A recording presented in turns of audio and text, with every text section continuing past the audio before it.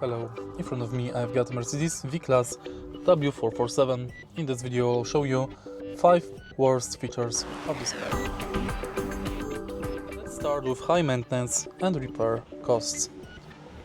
This car is very comfortable and safety, but it comes with costs if it fails. Also, maintenance can be costly. This car has reliability issues with air suspension and electronics.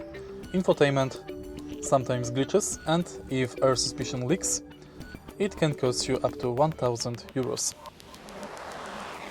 This car has large dimensions, which makes city driving challenging. Diesel particulate filter issues on short trips are also the downfalls of this car. In the end, this car has expensive factory options, which inflate the base price quickly. If you find this video helpful, please leave a like, comment and subscribe.